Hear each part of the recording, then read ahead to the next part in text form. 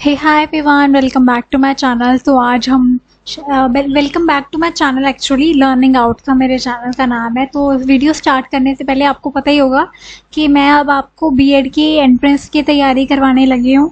तो because BEd के entrance exam, मेरी भी अभी रिसेंटली बीएड कंप्लीट हुई है, मैंने भी रिसेंटली बीएड का एग्जाम दिया था और मुझे पता है कि एक्चुअली में क्या क्या आपके करंट टॉपिक्स, स्पाइसी टॉपिक्स जो चल रहे हैं वो आएंगे ही आएंगे और वो टॉपिक्स पे मैं आपको वीडियोस बना के देने वाली हूँ। कोई आपका टाइम वेस्ट नहीं होगा। Very important questions and very important topics will be discussed. And आज का जो हमारा टॉपिक है वो है आपकी नेशनल एजुकेशन पॉलिसी 2020। ये तो आपने सुना ही होगा, बीएड करने जा रहे हो तो आपने सुना ही होगा कि नेशनल एजुकेशन पॉलिसी 2020 में आई थी जब कोविड चल रहा था, राइट। तो वीडियो स्टार्ट करने से पहले मेरी दो इंस्ट्रक्शन होती है कि वीडियो को पूरा देखें, बिकॉज बहुत सारी चीज़ें होती है जो मैं आपको बोल के बताती हूँ। कई बार स्क्रीन पे आपको नहीं दिखता बट मैं वो बोल के बताती हूँ आपको, ठीक है। तो ये बहुत सारे क्वेश्चंस हैं मेरे पास, ये मैं आपको डिस्कस करके बताऊंगी। इनके राइट आंसर हम चूज करेंगे एंड दिए हुए हैं, बट हम कैसे चूज करेंगे इनके बीच में वो भी मैं आपको बताऊंगी। एंड दूसरी इंस्ट्रक्शन ये है कि चैनल को सब्सक्राइब कर लें, बेल आइकन को क्लिक करें एंड जो भी आपकी क्वेरीज है वो आप कमेंट करके पूछ सकते हैं। आपकी बीएड की जर्नी भी मैं ही आपको कंटिन्यू करवाऊंगी, मैं ही पढ़ाऊंगी आपको बीएड में भी। तो आप मेरे चैनल को सब्सक्राइब कर लें। सिर्फ एंट्री से नहीं, हम बीएड की जर्नी भी साथ में करेंगे। How amazing is that, right. तो चैनल को सब्सक्राइब करना नहीं भूलेंगे। Okay, let's start. तो in which year was the national education policy introduced? ठीक है, नेशनल एजुकेशन पॉलिसी 2020 कब आई? डेफिनेटली 2020 में ही आई थी। नेशनल एजुकेशन पॉलिसी ने किस को रिप्लेस कर लिया? अर्लियर एजुकेशन हमारी पॉलिसी कौन सी थी जिसे रिप्लेस करके एजुकेशन नेशनल एजुकेशन पॉलिसी 2020 आई? 1986 की एक नेशनल एजुकेशन पॉलिसी थी, वो तब इतनी पुरानी थी। देखो 1986 की एजुकेशन पॉलिसी चल रही थी हमारे देश में, फिर अपनी आई नेशनल एजुकेशन पॉलिसी 2020 आई, ठीक है, उसको रिप्लेस करके आई 1986 वाली को। Who chaired NEP 2020 drafting committee? किसने चेयर करा था इस कमेटी को? के कस्तूरी रंगन। किसको? अब इनमें से चूज करो। अनिल ककोदर, के कस्तूरी रंगन, रमेश पोखरियाल, एम वेंकैया नायडू, ठीक है। के कस्तूरी रंगन आपका राइट आंसर है। What is the new school education structure under NEP 2020? ठीक है, हमारा एजुकेशन का स्ट्रक्चर क्या है स्कूल का? 10+2, 5+3, +3, +4, 6+4, +2, 3+5, +2+2। अब ये बड़ा कंफ्यूजिंग है बट आपको ये याद रख लेना है, हमारा अब स्कूलिंग स्ट्रक्चर क्या बन चुका है? 5+3 +3 +4, 5 3 3 4। कैसे? अब ये डिस्कस भी करते हैं अगले क्वेश्चन में। इसका मतलब क्या है जो हमने ऊपर डिस्कस करा? Which stage? अच्छा, ये आपको क्वेश्चन से मैं अब आपको अगले क्वेश्चन से बताती हूँ ये 5 3 3 4 का मतलब क्या है, ठीक है। 5+3 +3 +4 का मतलब ये होता है कि which stage does not belong to the NEP 2020? Advanced stage नहीं आता है। अब फाउंडेशनल स्टेज हमारी सबसे पहले स्टेज होती है एनईपी 2021 के अकॉर्डिंग, फिर आती है आपकी प्रिपरेटरी स्टेज, फिर आती है आपकी मिडिल स्टेज और फिर आपकी एडवांस्ड स्टेज आती है। नहीं, एडवांस्ड नहीं आती है, आपकी सेकेंडरी स्टेज आती है। फाउंडेशनल, फिर आती है प्रिपरेटरी, फिर मिडिल, फिर सेकेंडरी स्टेज आती है। अब इसका 5+3 +3 +4 का मतलब ये है कि जो बच्चे के 5 साल होंगे वो फाउंडेशनल स्टेज होंगे, ठीक है। 5 साल में आपका क्या क्या आ जाएगा बताओ जरा, बताओ। अब आपको थोड़ा सोखा करने के लिए मैंने ये चीज खोल दी है, ठीक है। 5 साल आपके होंगे फाउंडेशनल स्टेज जिसे हम बोलते हैं, उसमें 3 साल बच्चे के होंगे प्री स्कूल के, और ग्रेड अगले 2 साल क्या होंगे? ग्रेड 1 और ग्रेड 2, मतलब क्लास 1 और क्लास 2 के लिए, ठीक है। अगली 3 इयर्स 5 इयर्स के बाद जो 3 इयर्स की स्टेज आती है उसे हम बोलते हैं प्रिपरेटरी स्टेज। इसमें क्या होगा? ग्रेड 3, 4 और 5, मतलब 3 से लेके 5वीं क्लास तक। फिर अगले 3 साल हम बोलते हैं मिडिल स्टेज, ठीक है, मिडिल स्कूलिंग, ठीक है। इसमें क्या आपके ग्रेड आ जाते हैं? 6, 7, 8 क्लास, मतलब 6 से लेके 8th क्लास तक बच्चे की स्कूलिंग होगी। 4 इयर्स को हम क्या बोलते हैं? अगले 4 साल होते हैं उसे हम क्या बोलते हैं? Secondary stage, secondary school stage, ठीक है, या स्कूल स्ट्रक्चर ये हम बोल सकते हैं, ठीक है। इसमें क्लास 9, 10, 11, 12 आपकी आ जाती है, ठीक है। तो आपका पहले फाउंडेशनल स्टेज होता है 5 साल का, प्रिपरेटरी स्टेज 3 साल का, मिडिल स्कूल आपका मिडिल स्टेज आपका 3 इयर्स का होता है और सेकेंडरी स्टेज 4 इयर्स का होता है। आई होप आपको क्लियर हो गया होगा। ठीक है, तो इसमें से आपका कौन सा स्टेज नहीं होता है? फाउंडेशनल, प्रिपरेटरी, मिडिल या एडवांस? एडवांस्ड नहीं होता है, सेकेंडरी होता है आपका। ठीक है, इसकी जगह सेकेंडरी होता है, लेकिन एडवांस यहाँ पे ऑड वन आउट है तो हम इसे लिखेंगे advanced. Which grade will introduce vocational education? Vocational education क्या होता है? पहले तो ये है, वोकेशनल एजुकेशन क्लास 6 से इंट्रोड्यूस होता है स्कूल में। वोकेशनल एजुकेशन का मतलब ये होता है कि बच्चे को एक ऐसी एजुकेशन देना, एक ऐसे सब्जेक्ट पढ़ाना जो उसे एम्प्लॉयबिलिटी जनरेट करे उसकी उसमें। ठीक है, जैसे बच्चे को कोडिंग सिखाना, बच्चे को कैंडल मेकिंग सिखाना, बच्चे को आर्ट एंड क्राफ्ट का कोई कोर्स सिखाना, मतलब वो वोकेशनल एजुकेशन हम उसे बोलते हैं जिससे बच्चे को एम्प्लॉयमेंट मिले। ठीक है, ऐसे कोर्सेस। ठीक है, अब जैसे कि कोडिंग बड़ी चल रही है तो कोडिंग इंट्रोड्यूस हो जाती है क्लास 6 से। ठीक है, तो वोकेशनल एजुकेशन के अंडर आ जाता है आर्ट एंड क्राफ्ट, आ जाता है handicraft, soap making, candle making, basket making, पक्षी डिजाइनिंग। ठीक है, तो ये सब आपका वोकेशनल एजुकेशन में आ जाता है। ठीक है, रिकमेंडेड मीडियम ऑफ इंस्ट्रक्शन क्या होगा? रीजनल लैंग्वेज या मदर टंग का इस्तेमाल होगा टिल ग्रेड 5 तक। इसमें मुझे बताने की कोई जरूरत तो नहीं है, आपको समझ में आ ही रहा होगा। The minimum teacher qualification NEP 2020 के अकॉर्डिंग क्या है? 4 year integrated BEd.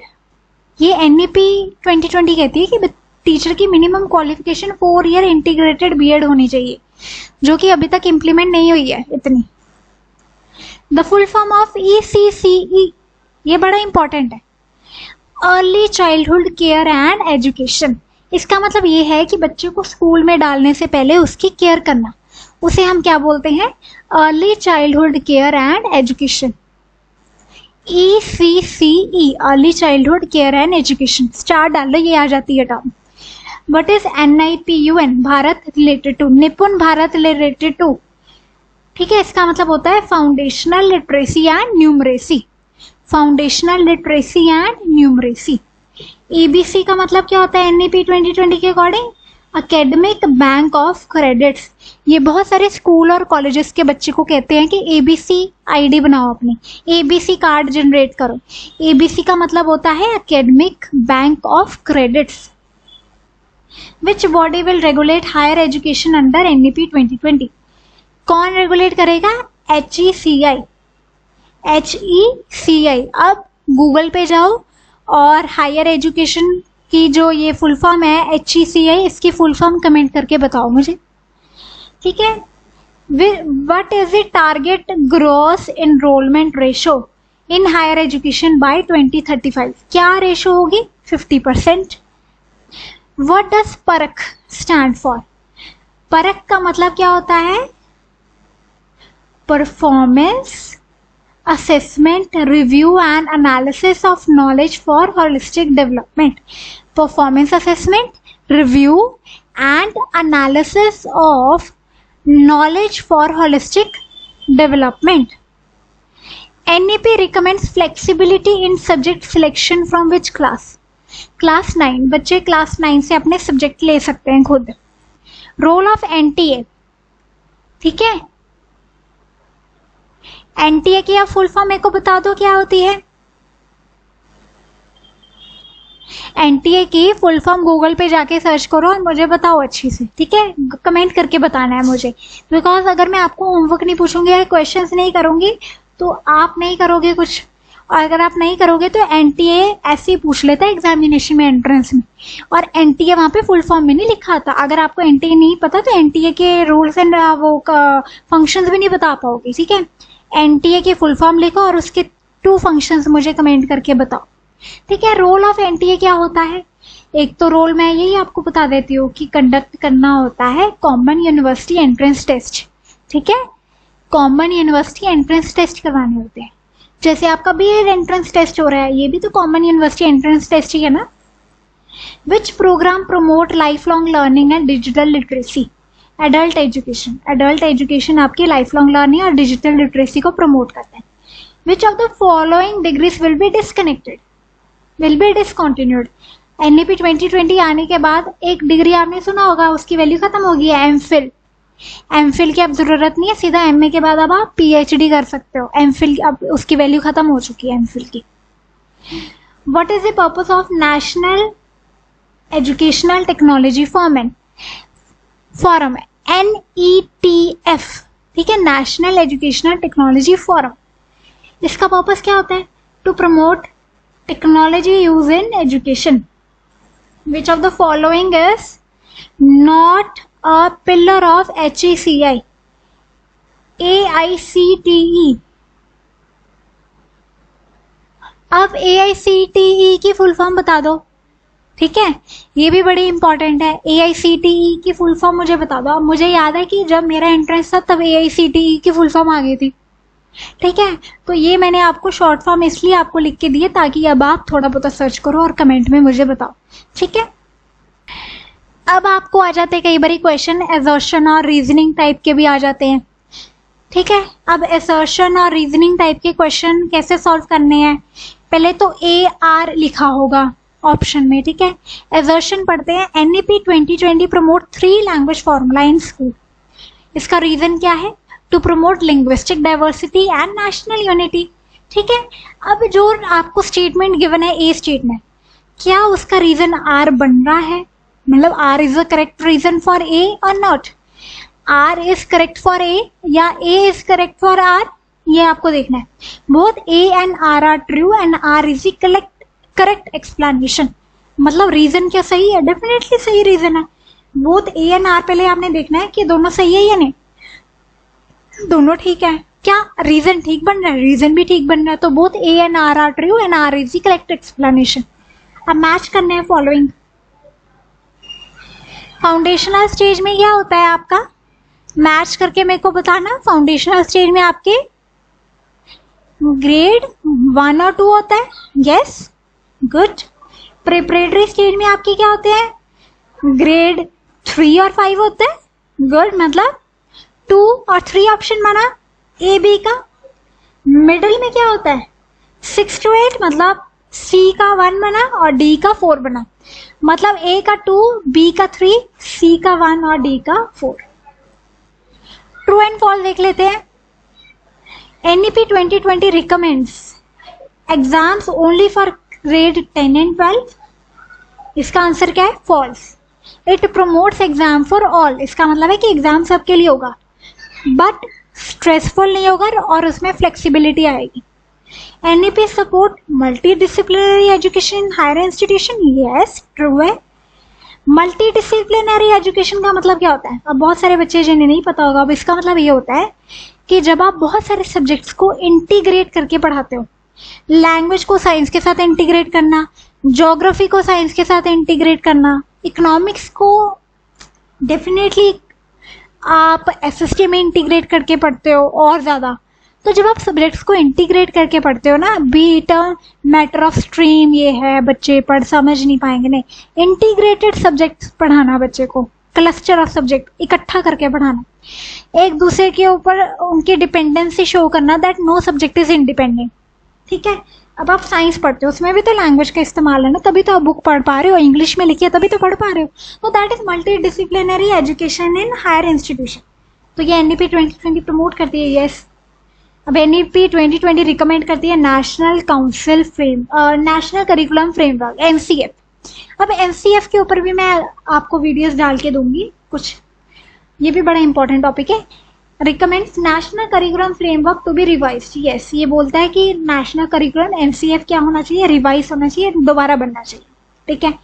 So with this हमारे 25 क्वेश्चंस पूरे होते हैं एंड NEP 2020 के बारे में ये कुछ इम्पोर्टेंट क्वेश्चंस मैंने डिस्कस तो कर लिए। जो मैंने आपको शॉर्ट फॉर्म बताई है NTA की, AICTE की, ये मेरे को बताना है कमेंट करके। और NEP 2020 के बारे में और वीडियोस देखो यूट्यूब पे और गूगल पे सर्च करो, पढ़ो इसके बारे में, बिकॉज आप इसके बारे में जितना जानो उतना कम है। और इसके ऊपर जितने क्वेश्चंस मैंने करवाए ये तो रट लो, ये आते ही आते हैं, ठीक है। तो अगर आपकी फिर भी कोई क्वेरी है, वी विल डिस्कस। बट अब मुझे लगता है कि आपको थोड़ी डिस्कशन भी करके मैं बता ही दूं तो एनईपी होता क्या है, बिकॉज मैं ये टॉपिक को इनकम्प्लीट छोड़ना नहीं चाहती। तो मैं चाहती हूँ कि अभी मैं आपको थोड़ी सी क्विक ओवरव्यू भी दे दूं, क्योंकि क्वेश्चंस तो हमने कर ही लिए हैं, अब क्विक ओवरव्यू भी देख लेते हैं। ठीक है, ये एनईपी 2020 की पूरी आपको कंप्लीट डिस्कशन मैं आपको करके दे रही हूँ। ठीक है, एनईपी का मतलब होता है नेशनल एजुकेशन पॉलिसी, ये तो आपको पता ही है 2020 है। इसके ओवरव्यू देख लेते हैं हम। जनरल ओवरव्यू क्या है कि ये अप्रूव हुई थी 29 जुलाई 2020 में। यूनियन कैबिनेट ने इसे अप्रूव करा था 29 जुलाई 2020 में। इसने रिप्लेस करा था, जो हमने डिस्कस करा, 1986 की नेशनल पॉलिसी ऑन एजुकेशन, जो कि मॉडिफाई हुई थी 1992 में। इससे इसने रिप्लेस कर दिया था, मतलब उसकी जगह पे आई थी नई पॉलिसी आई थी, राइट। फर्स्ट एजुकेशन पॉलिसी हमारी 21st सेंचुरी की इसे कहा जाता है। 21st सेंचुरी की फर्स्ट एजुकेशन पॉलिसी इसे कहते हैं हम 2020 को। इसका एम था कि हम अपनी ना इंडिया की एजुकेशन को ना ग्लोबल नॉलेज पावर बनाए। एक तो हमारी ना बड़ी ट्रेडिशनल एजुकेशन स्ट्रक्चर हमारा चल रहा था, तो हम चाहते थे कि हमारा ग्लोबल नॉलेज सुपर पावर बने, हमारी जो एजुकेशन है वो ग्लोबल नॉलेज सुपर पावर बने, ये हमारा एम था। इसलिए हम एनईपी 2020 लेके आए। अब स्कूल एजुकेशन रिफॉर्म आपने देखा ही होगा, 5+3+3+4, ठीक है, जो कि हमारा पहला स्ट्रक्चर क्या था, पहले होता था हमारा 10+2, मतलब 10th क्लास तक, फिर आपकी +1 और +2। अब हमने इसे 4 डिविजन इसे कर दी हैं, 4 डिवीजन होती हैं। ठीक है, पहली आपकी होती है फाउंडेशनल स्टेज, 3 साल प्री स्कूल और ग्रेड 1 और ग्रेड 2 की। प्रिपरेटरी स्टेज आती है फिर आपकी ग्रेड 3, 4 एंड 5। अगले 3 साल आपके 6, 7, 8 क्लास, और अगले 4 साल जिसे हम सेकेंडरी बोलते हैं उसकी में आ जाती है आपकी 9, 10th, 11, 12th क्लास। हमारी एम्फोसिस इसमें सबसे ज्यादा होती है early childhood care and education, ECCE, ठीक है। फ्रॉम एज 3 साल की एज से ये शुरू हो जानी चाहिए, अर्ली चाइल्डहुड केयर और एजुकेशन, मतलब स्कूल में डालने से पहले शुरू हो जाती है ये। ठीक है, मीडियम ऑफ इंस्ट्रक्शन हमारा क्या रहेगा, मदर टंग, जैसे कि पंजाबी है आपकी तो पंजाबी, कौन सी क्लास तक, टिल ग्रेड 5। ठीक है, अगर हो सके तो 8वीं क्लास तक भी हम इसे कंटिन्यू कर सकते हैं। वोकेशनल एजुकेशन आपकी 6वीं क्लास से शुरू हो जाती है, जिसमें आपकी कोडिंग और इंटर्नशिप भी होती है, जो हमने डिस्कस करा ऊपर है ना, कोडिंग और इंटर्नशिप्स भी बच्चों की लगेंगी। कोडिंग तो कंपलसरी हो जाता है कई स्कूलों में। तो नो रिजिड सेपरेशन, यहाँ पे बच्चे की कोई स्ट्रीम सेपरेशन है, ऐसा रिजिड नहीं होगा। Art, science, commerce integrated subject समझाए जाएंगे बच्चे को। बोर्ड एग्जाम, ठीक है, बच्चे के स्ट्रेसफुल नहीं होंगे, मतलब उसे थोड़ा इजी करने को बोला है एनईपी 2020 ने। कंसेप्चुअल होने चाहिए, मतलब बड़े कंसेप्ट बेस्ड होने चाहिए, हवाई बातें नहीं होनी चाहिए।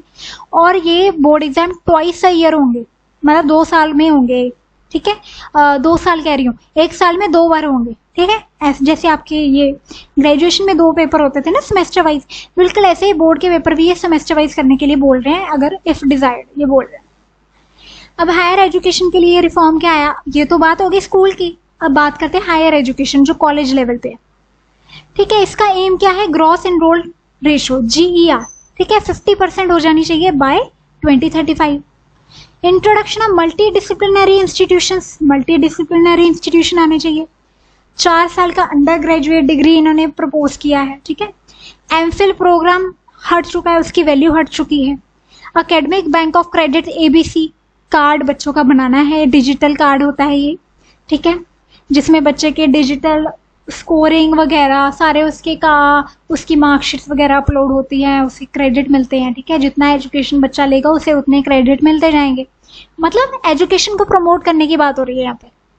कॉमन एंट्रेंस टेस्ट होगा, जो कौन लेगी, NTA की मैंने आपको फुल फॉर्म बोला था, मैं बोलने वाली थी बट मैं नहीं बोलूंगी। NTA की फुल फॉर्म कमेंट बॉक्स में मुझे बता दो, ताकि मुझे पता चले that yes you people are prepare. ठीक है, कॉमन एंट्रेंस टेस्ट होगा, जो कौन करवाएगी, NTA। अब higher education commission of India HECI, चलो यहाँ पे ये कवर होगी है। Higher education commission of India HECI ने 4 वर्टिकल्स दिए हैं। ठीक है, NHERC रेगुलेशन के लिए, NAC एक्रेडिटेशन के लिए। एक्रेडिटेशन का मतलब होता है कि कॉलेज या इंस्टीट्यूशन जो भी है उसको ग्रेड देना कि क्या वो ठीक काम कर रहा है या नहीं कर रहा। HEGC ग्रांट के लिए और GEC करिकुलम के लिए।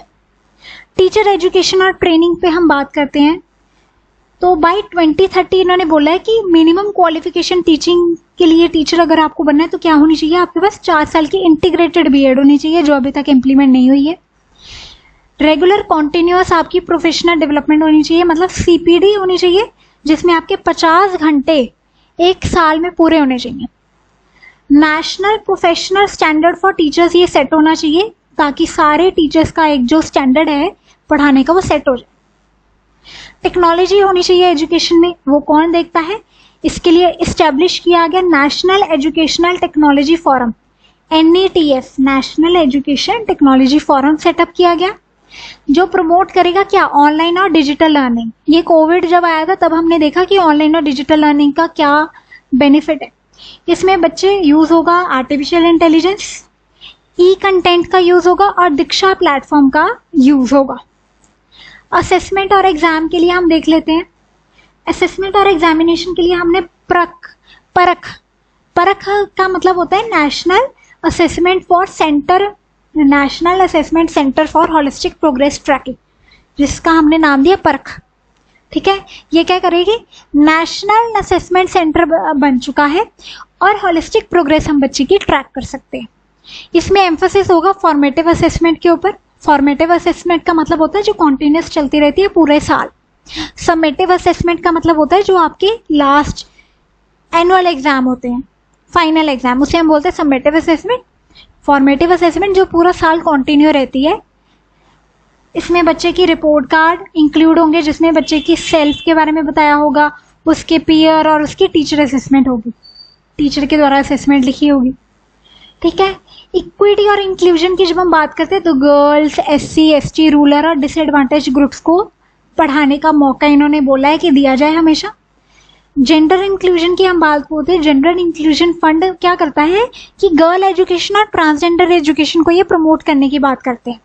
स्कॉलरशिप और सपोर्ट सिस्टम इन्होंने प्रोवाइड करने की पूरी बात कही है NEP 2020 में।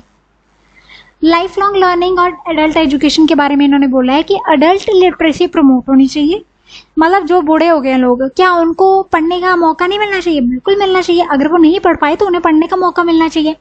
एडल्ट एजुकेशन या लिटरेसी आपका सब्जेक्ट भी यूनिवर्सिटीज में इंट्रोड्यूस हो चुका है, जो बच्चे एज अ सब्जेक्ट पढ़ सकते हैं और उसे ले सकते हैं।